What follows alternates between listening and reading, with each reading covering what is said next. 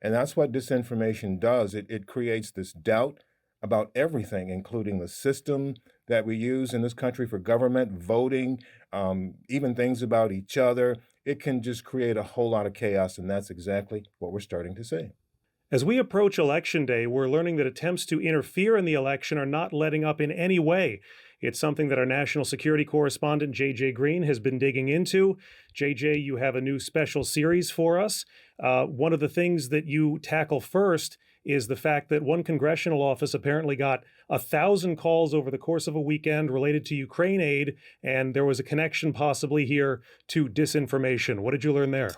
Well, John, this office was not the only office, and it was a Democratic congressman that the Saturday, April 20th, the day after all of the uproar took place on the Hill regarding that $61 billion Ukraine supplemental vote that passed, got these calls. But there were others who got calls too, and even more. Republicans got even more calls.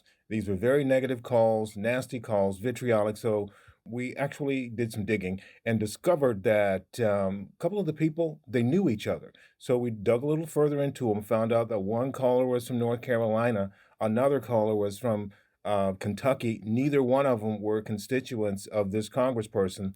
So it turns out they essentially had been a part of a scheme.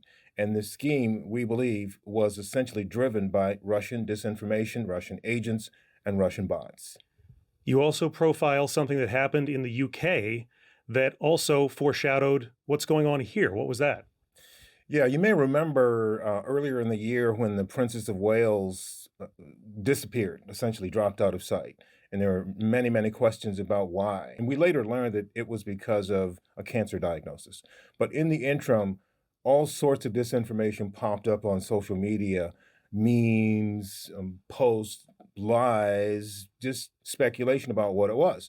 And according to some experts we spoke to in the UK, this was a product of what's called the doppelganger operation. But it wasn't the one we learned about in 2016, 2020. This was doppelganger 2.0 that uses AI. So in other words, in 2016, 2020, we might have seen 10,000 posts about this situation with the princess. In this case, there were hundreds of thousands, in some cases, maybe millions. And it was all driven by the AI component.